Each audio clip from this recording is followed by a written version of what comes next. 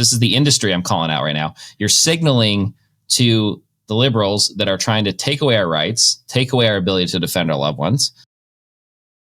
Welcome to Gun Owners of America's State of the Second podcast. I'm Kailey. And I'm John. And today we're joined by Jeremy Deadman from XTech Tactical. Jeremy, how the heck are you today?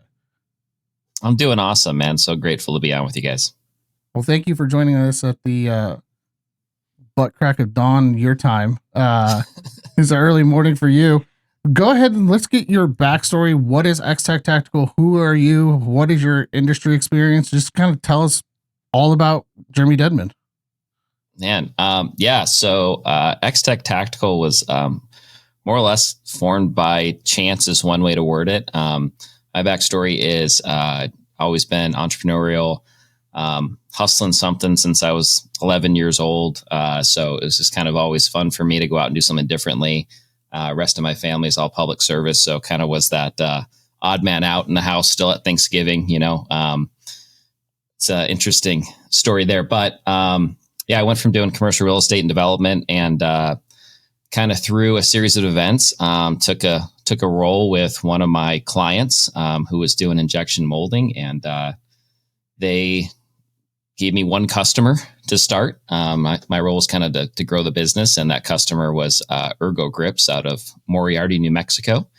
They didn't tell me that Ergo had just fired them when they handed me the account. So that was kind of my fun start in the industry. And always been someone who likes to find a way to make something happen. And so once I learned Ergo had terminated their relationship, the second after prior to me even calling them, flew out to the NRA show, figured out what that was. And, long story short there, I think we had 30 something active projects with them within 6 months. And so went from being the guys who were fired to their main guy. And Steve Hines, who owned Ergo, he recently passed this year. I just learned from his grandson, but Steve basically introduced me to everyone. And so, my personal around firearm side is I didn't grow up around guns. Scott shot skeet a couple times growing up. But my grandfather, who was one of my role models, he was a police chief, and kind of his lens that I learned later in life was that civilians didn't have a need to own modern weapon systems and handguns, and just never really had a reason to think otherwise. Didn't grow up wealthy, but I grew up in a middle class neighborhood, and so it really kind of took me being exposed to to the industry from a making plastic parts for them to understand the culture and get to know folks. And, it's kind of a fun story I don't hide from is that, XTech wasn't formed as a result of me being an avid firearms user. I really got to form my own, my own core beliefs, and just respected a lot of the humans that I got introduced to early. I think, this industry is full of a lot of different types of people. Some are phenomenal and some aren't, right? But I was just very privileged that my first introduction, I think, looking back, as I just told Steve's grandson last weekend, may it be the greatest human that was ever in this industry, and Steve. And, he's just such a terrific human. And so I went from that kind of like, you have to wear camo and you have to drive a diesel, which, by the way, I am a redneck at heart. I've always been a fisherman. But to be a gun guy, and kind of was able to understand that, and quickly learned that the gun culture is more about that innate desire. And I've always been a protective person. I have some younger siblings. We did foster care growing up, and so always been someone who really felt that core drive and that core pull that it's our duty to protect others that need to be protected, or are vulnerable. And so that's really what I learned quickly about the Second Amendment is that right to defend yourself and those you love. And so kind of that introduction kind of brought me into where I sit today, which is let's build products that not only meet a need, but also are the best tools that you can count on, not just for yourself, but to be able to pass down generationally to your, leave a legacy. Part of that legacy mindset is us creating products that let that diligent consumer make intelligent purchases that better prepares that that family, not just on their generation, but the next generation behind them. I think that your story is very powerful, especially as, for a lot of people, this becomes an anxious time of year. You're going to have Thanksgiving dinner, Christmas dinner with some people who might not philosophically agree with you. You said that your family comes from that public service side and you're kind of the odd man out. So if you don't mind, kind of expand on, what was the reaction like within your family? And, have they come around to supporting you and what you do for a living, or are they still kind of on the fence about the crazy life that you chose? Yeah, I mean, they all think I'm insane from like a business standpoint. I mean, I've always not been scared of risk. I've always done things quickly. Sometimes I don't believe in terminology like pay your dues or go introduce yourself to an establishment and say, hey, I'm here to play. I just show up and do things. And that's kind of been a knack that I've done. And, I always try and be respectful of others, but at the same time, I don't just believe in bureaucracy for the sake of bureaucracy. So on my family side, my grandfather's now passed, but, my siblings, parents, all that, they're all, supportive of the Second Amendment at this point. And they were never really staunchly against it. But my grandfather, him and I kind of, agreed to disagree at the end. Right. And so it was one of those where, he loved debating, very intelligent person, was a city manager, sat on some community bank boards later in life. But, it was interesting. It was one of my he was the first person I ever just decided, I love this man. And I'm just, gonna show up and not here to win a fight, right? With this debate as he got older, and really just wanted to be able to walk away with that positive, memories of him. But it was difficult, right? And to hear that someone that was kind of your childhood idol, and such a patriarchal figure, and a natural leader. I think a lot of my leadership skills I fault him on as the genetic element of leadership, and to know that he wasn't in alignment or supportive of what I was, of launching a firearms company. And, specifically we're all about increasing standard capacity, right? It's the terminology I would use. That wasn't ideal. That was a bummer. It still is to this day. And I still, always love the man. And it was just, he rightfully he had his opinions, right? And as I think each of us would agree, John and I have had some conversations on this. In many cases, I'd rather talk to someone that disagrees with me, that has some foundation in that opinion, than someone who just nods at me in agreement. And his lens was, right or wrong, his lens at that time was, he was doing patrol in his 20s as a police officer, and in a town where, Billy's, drunk at the bar, and worst case, you bonk him on the head, and that's the end of the story, right? I mean, and that doesn't justify his opinion, but at the same time, and he had some LE friends that were involved in some shootings, during traditional traffic stops, and as we know, training's come a long way, but it's also, you're not everyone's going to agree with you, but I think so much of folks' opinions are based on a trust in a system, and a reliance in a system that to me is completely dangerous. And, and at the end of the day, who's going to defend, my wife? It's that burden falls on me. Who's going to defend my children? That burden falls on me. Who's going to defend me? That burden falls on my wife. Right. So as an empowered woman, so, that's kind of interesting topics, but yeah, I think you just, you be an advocate for what you believe in, and you have a reason why, and you learn how to articulate that over time.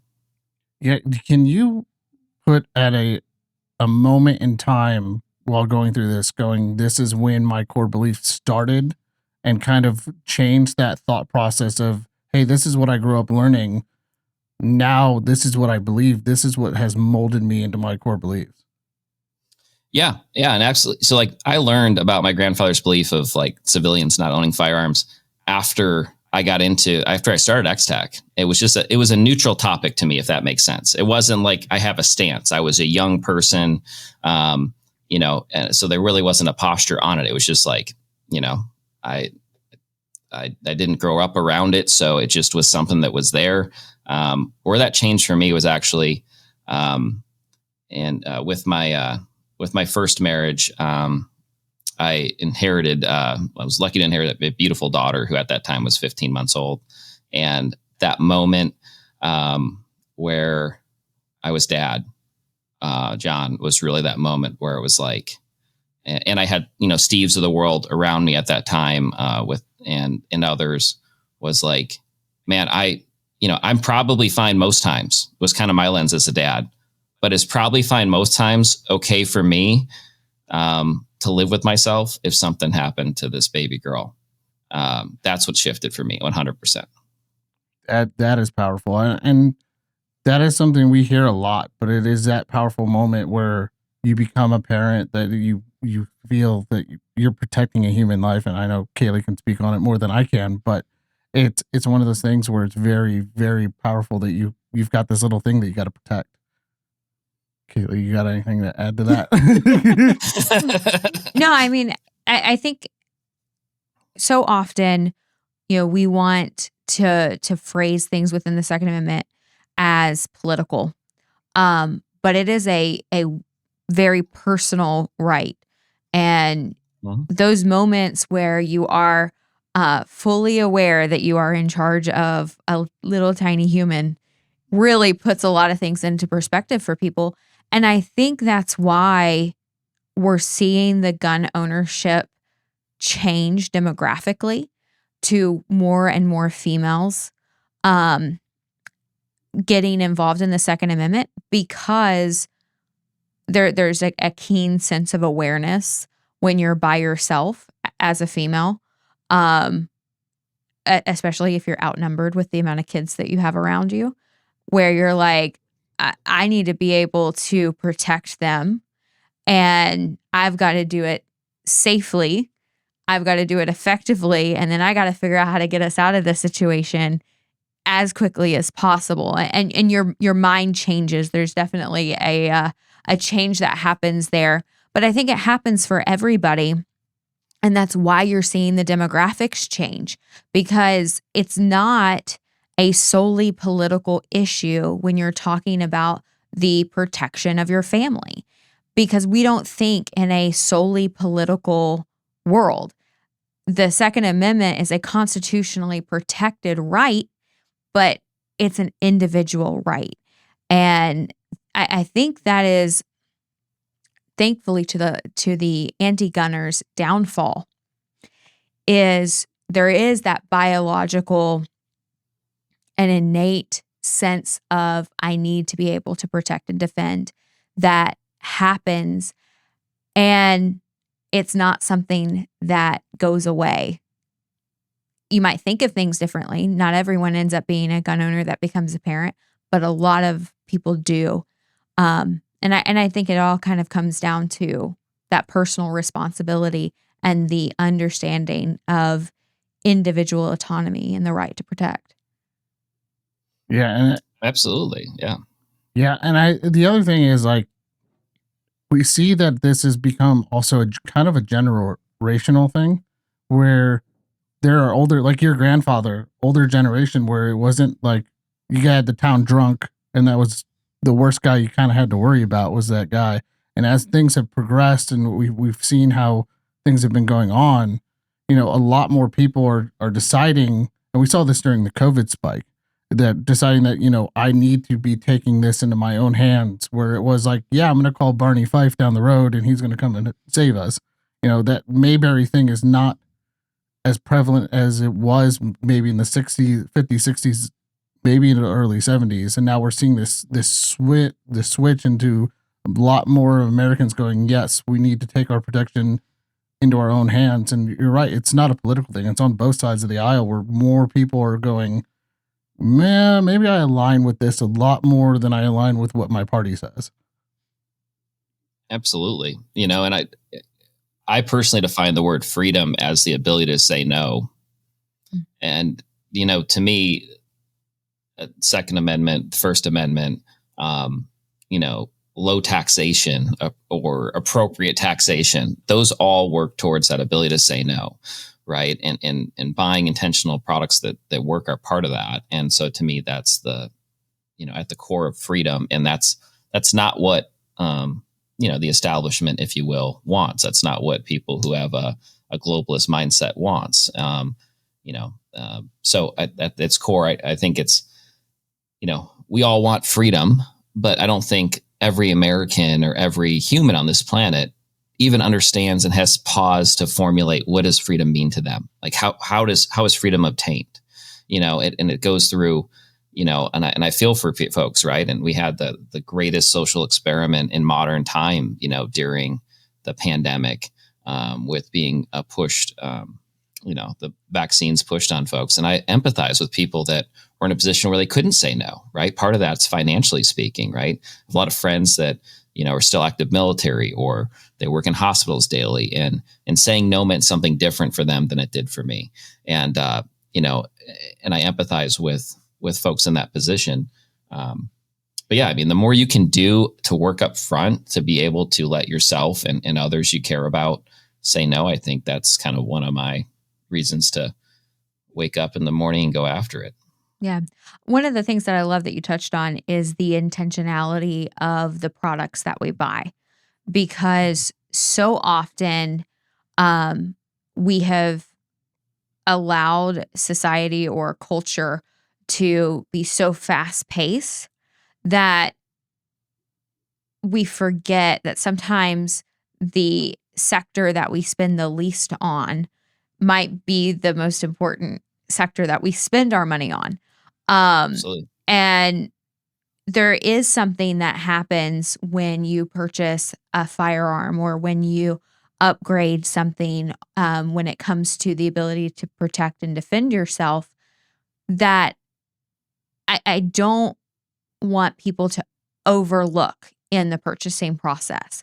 And that is, you are signaling to yourself in many ways that you and your family have value outside of simply existing, that you're worth protecting, that you are worth investing in to make sure that you have the trainings that you need, to make sure that you have the firearms that you're comfortable with, to make sure that you have the products that you need to be able to secure yourself. And that comes with a level of intentionality, and people sometimes will take it, to mean prepper or, to use a scare tactic for people, because they don't want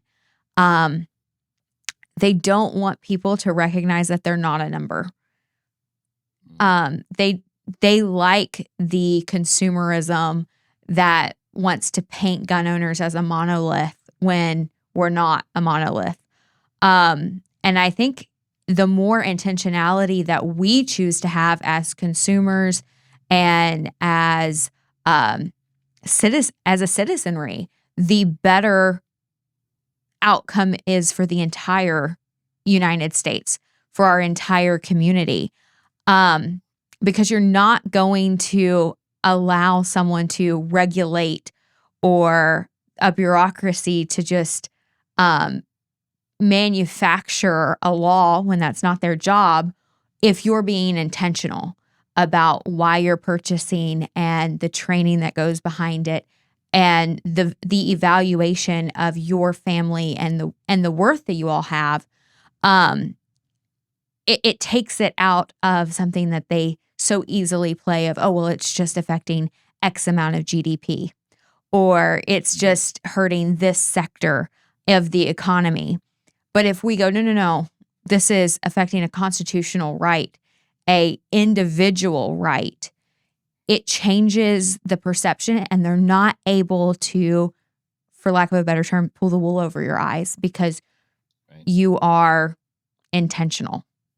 Well, and honestly, like with that intentionality, right, it goes back to that freedom being the ability to say no. No is a defensive posture, right? Mm-hmm. No is not an offensive posture.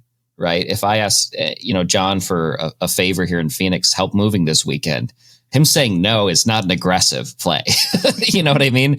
And so I think that understanding that, fighting for the First Amendment, fighting for the Second Amendment, fighting for our constitutional rights. I mean, I think the three of us would absolutely agree that this country wouldn't be here without the Constitution, and we have the greatest, history of a government that's productive globally ever, right, in the United States, right? I mean, not just for our own country, but for our influence on the world. And it's not all positive. I get it. But as far as a free society, I think this is the greatest example we've ever seen in world history. And I think the idea that we're entitled to that with no involvement, to me, is a dangerous posture to have, right? I think we are entitled to that. That's the core of what the United States of America is, but we have to, be involved in some regard. And some of that might just be educating your neighbor, right? Showing you're not just the diesel driving camo Copenhagen chewing guy I was, as a fisherman. that you're, and those things aren't all bad, but I'm saying none of those things are bad. But what I'm getting at is that, explaining your core beliefs and why, and not everyone's got to agree with you, but at least it can bring down that temperature and connect, right? I mean, connecting with people, I think, is always the best way to spread ideals. Well, we're going to introduce a new segment on the show. You're going to be our guinea pig. So this is going to be our rapid fire. We're going to ask 5 questions real quickly, and you kind of give your input real quick. So when you're ready, here we go. Let's do it. Pineapple on pizza, yes or no? Sometimes. Okay. Most watched content creator on YouTube. That would be destructive for me to answer, but I'll just answer with 22 Plinkster because he's my boy. OG, love you, Dave. Do you watch more TikTok or YouTube? I don't even have TikTok. Okay. What's your EDC? Usually a Walther PPS Mod 2, as funny as it is, single stack, like a really thin profile, and it's a gun I have a lot of confidence with. What is your go-to home defense gun? VP9, been for years. Okay, and then the last one, top 3 guns for the zombie apocalypse. AK for sure, and then maybe suppress 300 blackout because making some head pops would be fun. Zombies, and then probably VP9 just because I got 21 round mags, boxes of them. So awesome. Maybe probably a shotgun, but honestly, I shoot shotguns so little that I don't really have the confidence to go after it fast. Well, that was fun. That was our first test on it. I think it went well. Good. Now we're going to introduce another new segment. And Kailey, this is a segment for you called From the Soapbox. Yeah. So, from the soapbox, we want to get kind of your hot take, the spice of what you believe is the ridiculousness. And the topic for this week is going to be magazine capacity bans. Yeah. I love that topic. And for me, at its core, any restrictions on magazine capacity, I believe, are unconstitutional. And I also fault our industry as much as I fault the liberal lawmakers as to why we are where we are today. The firearms industry, many don't see factually as a very large establishment in of itself. When I talk about the industry, there's no universal truths in most things in life outside of gravity, right? So this doesn't lump everyone into a bucket, but it lumps a lot. And I would argue from a magazine capacity standpoint, it lumps most in it with it. And, I get it as a guy who's a manufacturer, as a guy who, is one of only, there's 3 of us at XTech. So, that funds investments into products. It's a lot easier to make your standard capacity over here and your limited capacity over here. and have one product you can sell to free areas, one product you can sell for limited areas. That's easier from an investment standpoint. That's easier from an inventory standpoint. But whenever we see companies habitually, and now we see it more and more and more, where it's these, shorter magazine tubes, and then with plastic chunks below, or the dimples in the side, or the Glock mags that are reduced to a single stack. All those things, to me, what they do is, when they only offer those products available to consumers, Americans trapped into or living in states with restrictions, is they're actually broadening the effectiveness of those laws in those unconstitutionally restricted states. So that's my long-winded way of saying, if California says you can only sell magazines to civilians of 10 rounds, and that's the end of story, there's no language about ease of adaptability. There's no language about permanence within that in California. For the civilian to still be living in California and change that magazine, yes, that would be the civilian breaking California law. But if laws change, like we saw, or if that civilian relocates, that American relocates to Arizona, to me, they should have that ability to adapt. And the law in California allows for that. And so, to me, whenever you take a law that's unconstitutional and then you add more meaning to it, more restrictive covenants to it, you're signaling, and this is the industry I'm calling out right now, you're signaling to the liberals that are trying to take away our rights, take away our ability to defend our loved ones. And you're saying, all you have to do is get to where we are here, and you're essentially, the gun industry is not going to fight you. Like, that's enough. And so, to me, that's something that blatantly pisses me off, if you can't see and hear my blood pressure going up right now. But I think this industry needs to be called out. I think if you're in California and you buy a product and it's a magazine that you can't convert, those companies need to be called out. And so that's my rant. And excited to share you guys what we're doing about it. But there's the soapbox rant for chapter 1. No, but I think it's a super good point for a couple of reasons. One, we see this on college campuses all the time, right? You accept the tyranny that you become comfortable with. There's a reason why the anti-gunners can't stand when places like West Virginia now allow campus carry, because you're limiting the effects of what kind of tyranny that they can have thousands of students on campus subjected to, because you start accepting the level of tyranny you're comfortable with. There is no difference between that and the frog in the boiling water. If you raise the temperature up slowly, you're a sitting duck. And so we know that these are the kind of games that the anti-gunners play. They're very open about the test beds on where they play those games, because you can look at where they have complete control and dominance, whether that's the college campus or their radical gun-free zones, and then look at what happens in those places. Well, when there's no good guy with a gun, mass murders can happen, because there's no stopping mechanism, and so they don't hide their playbook. The only thing that they don't want you to know is that it's an individual right, and that you have the ability to fight back.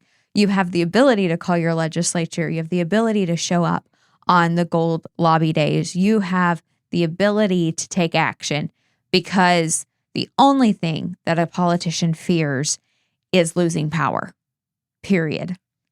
And that's why they spend so much money on elections, is because of that fear of losing power. And so when we stand up and say, no, you're a public servant, you work for us, you're employed by the American people, and we're going to call you out, it offends them when individuals take action.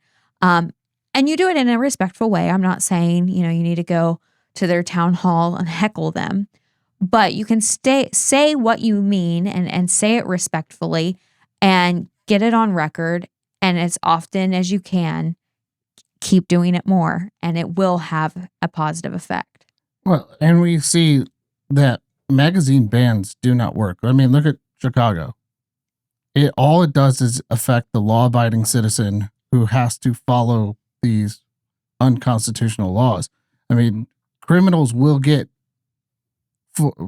standard capacity magazines no matter where they are.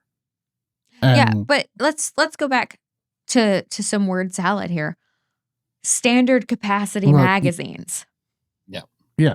The thing I think that from the soapbox segment may never end. The thing that kills me is the anti-gunners are so good at manipulative language. Sure. 10 years ago, we were not talking about standard capacity magazines. We weren't talking about red flag laws. We weren't talking about all of these media manipulative wordplay that doesn't speak to the reality of you should be able to purchase, as a law-abiding citizen, what you want. And you shouldn't have to fall into this is a standard capacity and this is a limited capacity and this is this. If you want to. Listen, I just want Americans to defend their farms with belt feds. That's standard capacity. I'm just saying. Belt feds. I mean, listen, but you're not wrong. I mean, the left is very good at putting definitions on things. And to Jeremy's point, as an industry, we're very good at just going, okay, well, we have to fall within their definitions or else we're going to be fighting this in different ways. I mean, Glock 19, for example, is standard capacity for a Glock 19 is 15 rounds. Who says the standard capacity for a Glock 19 can't be 33 rounds? But since we've fallen into that definition, it's really hard to get out of that definition, because if we go above 15 rounds, then we're considered a high capacity mag. And you're absolutely right.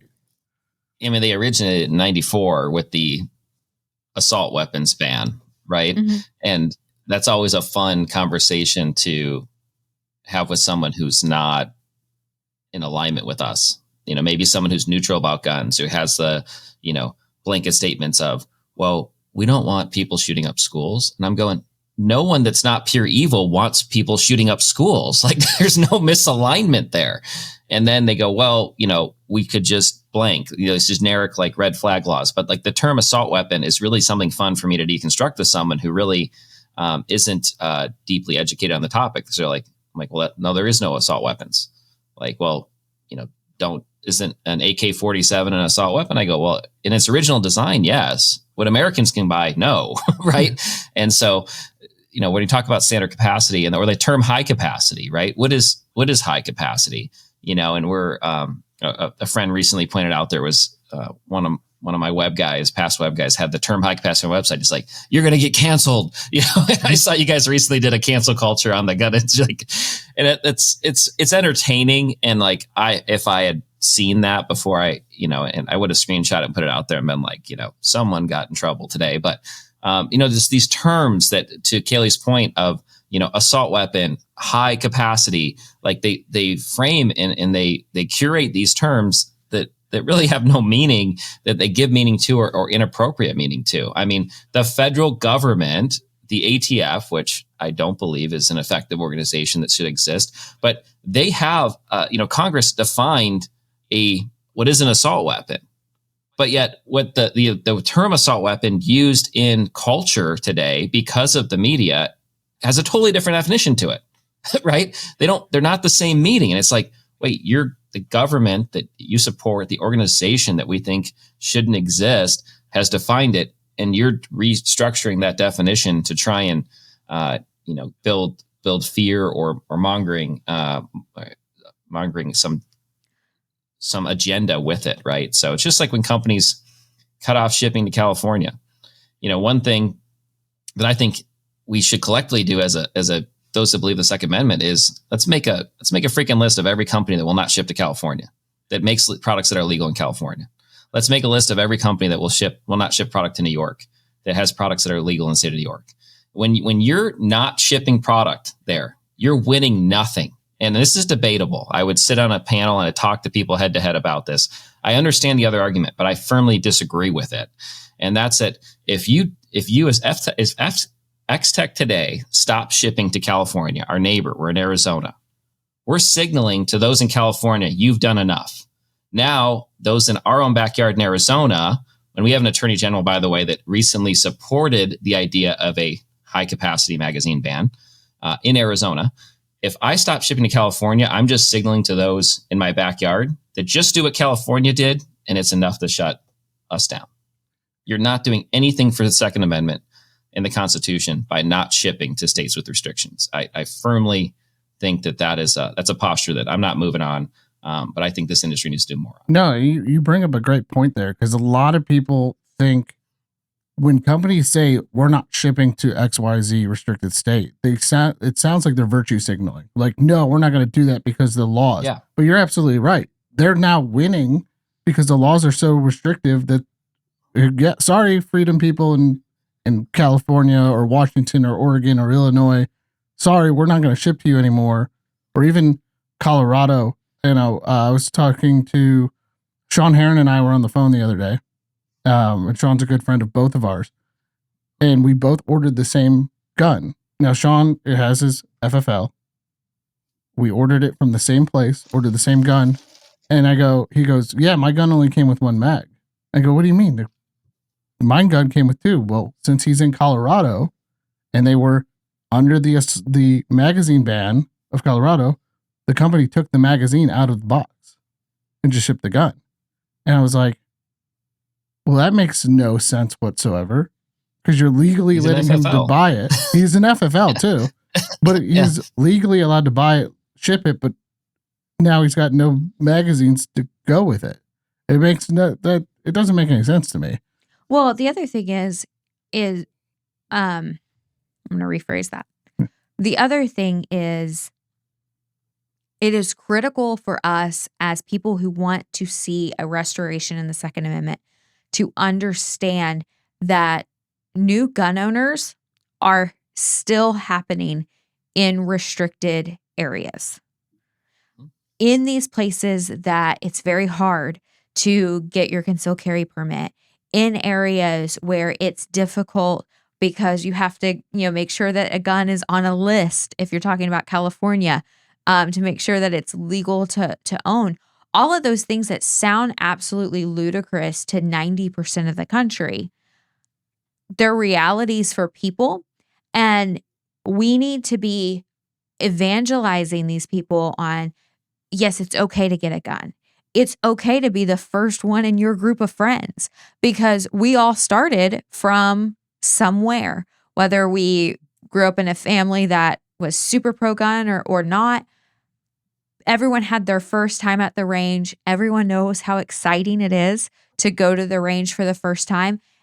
The chances of them doing that in complete secret and not letting maybe their best friend know, hey, I went to the gun range, and it's not as scary as we've been told by the news media. And it's actually like really empowering. You should come with me. And that's how you're going to get more gun owners, because you've got to have, especially in places like New York, California, New Jersey, you've got to have new gun ownership, because what will happen to the population if we don't have new gun ownership? Well, the Second Amendment can end. And so you have to be thinking about the long game when it comes to what we're telling people, the signals that we're giving. Is it difficult? Yes. Should it be as difficult as it is for you? Absolutely not. But am I behind you 100% that you should absolutely go get a firearm and be empowered and take personal responsibility as a law-abiding citizen? Yes, because I know that once you do, you're going to be the best person to advocate to change things in your own state. You're going to be the best person to advocate to your close friends and family that live around you. But if we don't show them the positive side, if we don't show them that their state is worth fighting for, if we don't, as GOA, sue on the high capacity magazine bans in California or New York not allowing, we just did a case not very long ago about New York not allowing non-resident licenses. All of those things are incredibly important to make sure that you do have generations of the Second Amendment and that it doesn't die out. Because this is fundamentally not a right gifted or granted by government. It is protected by the government, or it's supposed to be at least. Well, if you read the Constitution, I know it's 27 words, guys. I understand it could be difficult, but because we're running time. Before we get out of the segment, Jeremy, you've got something cool new coming out that is to combat this. Let's talk about the Freedom Series and what that means for you guys and what it means for GOA. Absolutely. So we came out with our AK mags. We're in most circles best known for our AK-47 magazines. And that product line we originally branded as the Commufornia Special. And that's really fitting for the California crowd. That's also really fitting for the AK crowd. And it was kind of a fun play on words. We did the hammer and sickle on the logo with it. And that was, it had its time, and so, when the Attorney General in Arizona was it was 10 or 11, at this point I don't recall, but attorney generals that recommended a magazine ban nationwide, we already had some things in the work for expanding our product line of magazines. We've always been working towards becoming the gold standard in magazines. If a magazine doesn't work, your whole system fails. That's one, non-negotiable. That's like not having a good, holder of for a field goal, right? If you can't hold the ball, you can't kick the ball, right? So I always had a moral issue with companies that make magazines they know don't work. And so at the core with the Freedom Series, to me, it's the whole premise is, so you can see a little bit of the branding there. So we've just announced the rebranding of our AK-47 magazine line for the 1030s from the Commufornia Special to the Freedom Series. And that announcement comes, I'll just take this apart real quick to show you guys. So what we do is we do a blocker and a reduced length spring. And so this is a 1030. And so these ship to 49 states. The only one we don't ship to is Maryland. And the reason why is Maryland doesn't restrict its, as you guys probably know, its residents from driving over the border and buying whatever they want. So I encourage them to go ahead and do that as long as that's still in place. And then for $4.95, you can take this 10-round magazine and convert it to a 30-round standard capacity magazine. These conversion kits, we don't sell to restricted states. But if someone relocates, they can order it wherever they want, and it lets you go back and forth. So if you have dual residency, live in Washington in the winters and Idaho in the summers, you can literally adapt your magazine as you go. Where Freedom Series really came in for us is our whole line of Glock magazines. So we were already working on Glock mags, and then when I saw that, what Arizona was doing, it really brought the fight home. And so now we're doing the same idea for Glock mags. We got the blocker, reduced length spring, and then there's 3 elements at play here when it comes to laws. So, we mark the magazines as a manufacturer as a 10-round mag. If you take the blocker out, it won't function. So really we're adding some layers where we can effectively as a business make millions of these things and have them, shipped to, as I said, 49 states. Again, for Maryland, it's more about common use. I'm all for common use. I'm sure that's a term you guys see all the time. So if you're in Maryland, keep driving to Pennsylvania. It's my premise. It's the only state with restrictions that doesn't limit that ability, to my knowledge, of going across the border and bringing them back in. So these magazines are at or below factory magazine pricing. So anyone that lives in restricted states and operates Glocks, they know that the the magazines for Glock 19, Glock 17, etc., are, as I call them, the neutered California Glock mags, but everywhere that has restrictions, those mags are actually have features inside that reduce it to a single stack, so you can never convert it. And so these allow you to adapt it, the magazine, from 10 rounds to 15 or 17. And then we will be coming out with our extensions for Glocks as well in the near future. So we'll have, magazines up to 37 rounds for Glocks by the end of the year. And so for us, it's really at its core with Freedom Series 2, with that rebranding from California Special to Freedom Series. I think it also gives a better message to consumers. It's a message about freedom. It's a message about not restrictive, like California might give that idea of a communist state. It's about, spreading that freedom. And so with every magazine sold off our website, we're donating $1.79 to reference the year of the ratification of the Second Amendment. And we'll be donating that to groups like GOA. So really, we're focused on the national level of supporting GOA. And then we're going to be also targeting some state level groups. And I've already talked with some folks on your team to help select who those state level groups might be. So that's one of the things I love about GOA is that, hey, support us. And also, it feels like, going back to conversations I've had with your leadership years ago, is it's similar to XTech, where we're asking to be held accountable. And one of the things that drew me to partnering with GOA and actually being part of the originating of the concept of Now Your Partners program with John Crump years ago. And I think, to my knowledge, we were the first GOA booth at a sizable event was actually me giving up half my booth at Red October years ago. And I think Matt's back with you guys now, which is pretty cool to see at GOA. Yeah. But, is that really no compromise lens, but also that we want to be held accountable.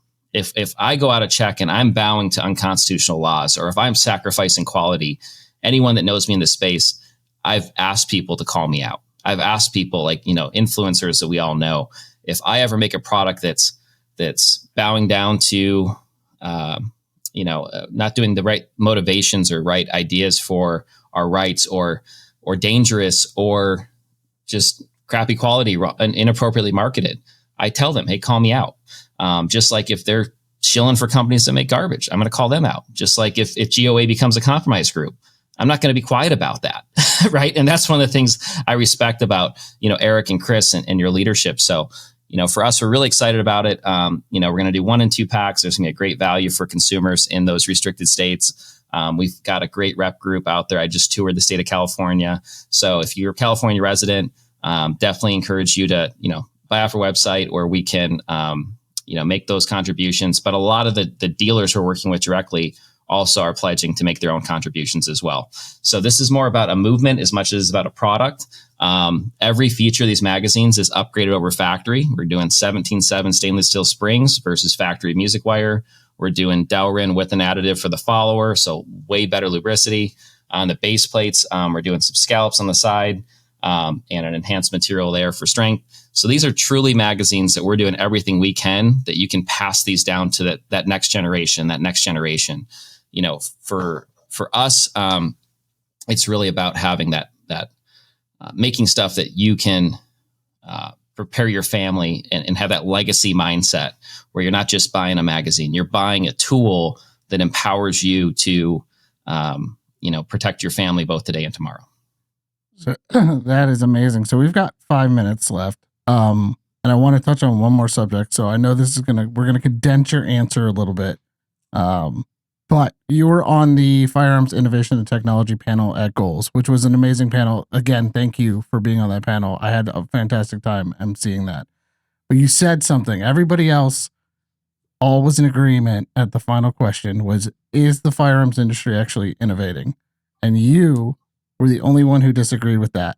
And I want you to expand on that a little bit, because the panel was wrapping up. We had a short amount of time, and I know we've had a short amount of time here too, but I want you to expand on that, because as somebody who looks at the firearms industry from the outside looking in, as well as being in the industry for a long time, I agree and disagree with you, but at the same time, like, you're absolutely right, because we see innovation, but it's always in like small little parts. It's never true innovation. So go ahead. I'm going to give the floor is yours to expand on your answer on that.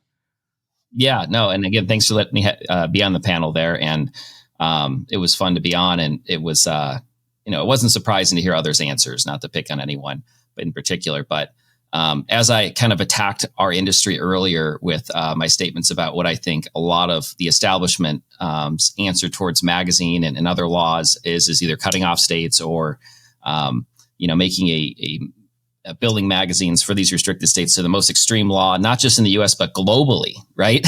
Companies like Glock, they care about the laws in Europe, not just the laws in our states. So, I mean, what John's hinting at is I fault the industry for the lack of innovation that consumers state. And one of John's questions was, is there a lack of innovation? I think absolutely what consumers get to see, yes, there absolutely is. Is there a lack of people innovating and putting their lives on the line financially and investing in ideas? I don't think so. As far as there is a ton of innovation that you'll never see as people listening to this podcast. And some of those are people that, email guys like myself or other business owners in this space that are kind of known for innovation with, hey, I have this idea. And because of this space being so much about distribution and the obstacles to get distribution being so significant, and the tactics of the establishment a lot of times being that to keep innovation at bay versus to get the procure from innovation, right? Our distribution model in the gun industry is more of a fulfillment model than it is a brand building model. Getting the word out there as a small company is very difficult with all the advertising restrictions. And, consumers are saying, give me innovation. Yet, again, without picking on companies by name, you walk around a Bass Pro Shop or a Sportsman's Warehouse or an Academy, and you compare that to touring SHOT Show. If you were there the entire week and went to every booth, and then you went to one of those stores, and again, not picking on the stores, but that's what's accessible to them because of the establishment model of the space, you're going to go, man, at SHOT Show, I saw, 6 things that are a better solution to this. Or I saw, this over here, but it's really, I would chalk up in universal, if I was going to make a universal truth about the industry, I would say, we're very reactive as an industry. So if someone does something that takes off, then you got 50 Me Too guys. That the headspace of the industry is not about coming out with that next thing. It's about making products that are good enough to sell on the premise that their products aren't going to be used. And that's not always true about everyone, but that's really why I started XTech, because I was so frustrated by that. Let's that premise that I'm going to make something as a company and I'm okay with a high fallout rate, or I'm okay with a noticeable failure rate because no one's going to use my stuff. And I think that's a disgusting mindset to have when you're talking about making products that you're marketing towards. It's something that someone can count their life on. And again, it's not universally true, but if I was going to tag the industry as an issue with the industry, I think we need to see a higher standard for products produced across the board. And I think it'd be really nice to, where Rainier started, it was cool to hear Ari's story. I mean, they were really, for a while, they had a strong reputation as a company that kind of fostered getting the word out about smaller companies. So I think that was cool, but we don't really have that in this space. We don't have retailers marching around going, what's new and different, and then, so yeah, I definitely fault the industry for a lot of things. I'm not really trying to make friends with a lot of the establishment. I'm trying to, raise the standard, and I welcome competition on that journey. No, and I 100% agree. I mean, my favorite thing to do is walk around the basement of SHOT, and there are people in the basement of SHOT that you may never see them again. Like, they have put in all their time and effort into launching this product, and some of them, like the Bullpup Revolver, did not take off, and others of them, I mean, you know exactly what I'm talking about. But there's others like you're like, that's a cool idea, and then you go to SHOT and you see them at SHOT, and it's like a 3D printed model, and you're like, what? Wait a minute! Like, I really wanted to see this, I wanted to feel it, and then a year later they're gone. I mean, the biggest example of, I guess you could say, innovation that we've seen take off and then crash very quickly would be Hudson. Hudson took off real quick. Everybody was super excited about their product, and then 2 years down the line, they're gone. And that's what, and as a consumer, we ask for innovation, but at the same time, innovation comes out, or the thought of innovation, like the Taurus curve that came out, and we all made fun of it. But in the Taurus's mind, that's innovation. They curved a handgun it to fit better when you carry. And we see this all the time where there's people who are stepping out there, but we make fun of them, and then they pull back and they are no longer there, or they're there, but they don't have the, like you said, the establishment or the people around them to help, or they're there. It's a cool Capital. idea. Yeah. Or they're there. The amount of money needed is huge. Yeah.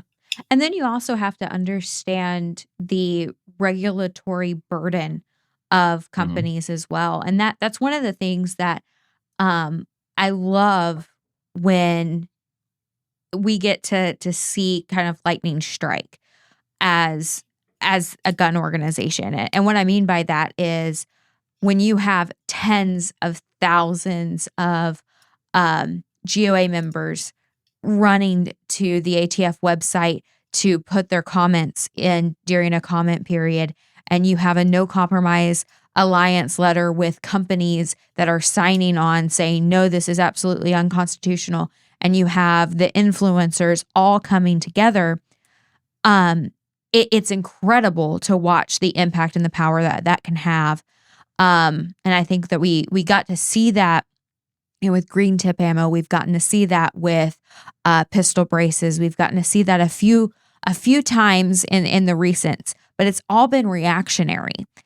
What I would love to see is lightning striking like that on a proactive level, where you've got a fired up member base that wants to be able to have, importation laws fixed, where the point system goes away so we can get some of those cool things that we see out of Europe come to the United States, where you see the industry get behind things like that. There are so many opportunities for us to get rid of the red tape that limits the innovation of smaller companies, that not only do you have to have the capital in some cases to innovate, you also have the capital that it takes to get things through the regulatory process before you get to spend the first dollar on marketing. And so if if we want to say that, culture is upstream of politics and politics is upstream of the industry is upstream of the end consumer and what it is available on the market. And so in order to fix and in order to innovate at scale, we have to understand part of it is incumbent upon that personal responsibility as a gun rights activist to stand up with the industry and those people who are wanting to do that innovation so that it can actually happen. Well, and on that note, our hour is up. So sure, I know we'll have to have you back on to do more, because this was a fantastic episode. So again, thank you, Jeremy, for being on with us. Where can people find you? Socials, website, all that other stuff? Yeah, website is xtechtactical.com. And all our socials are at XTech Tactical. And we're out of Arizona. 90% of what we make's made in the U.S. here. Of that, probably 90% of that 90 is made in Arizona. So we're very prideful on that side. We pride ourselves on making the best products we can. But yeah, love being on. I think, in the future, it'd be a fun topic to get myself and maybe Dave from Matador and some couple guys like that are, as I tell people, starting a business in this industry for product is like choosing to hike uphill in the rain in barefoot. And so it's a very difficult trudge. So I think you've either got to be independently wealthy or clinically insane. So where guys like Dave and I get along so well is I think we're all the latter. So we just, we don't hear no and we keep going. So it's a fun journey. I love that. That's a powerful statement right there. Well, we definitely want to have you on again, and really appreciate your time. This was awesome. Yeah. Thanks, Kailey. Thanks, John. And look forward to seeing you guys again in person. Yeah. Thank you guys for watching, and have a great rest of your day.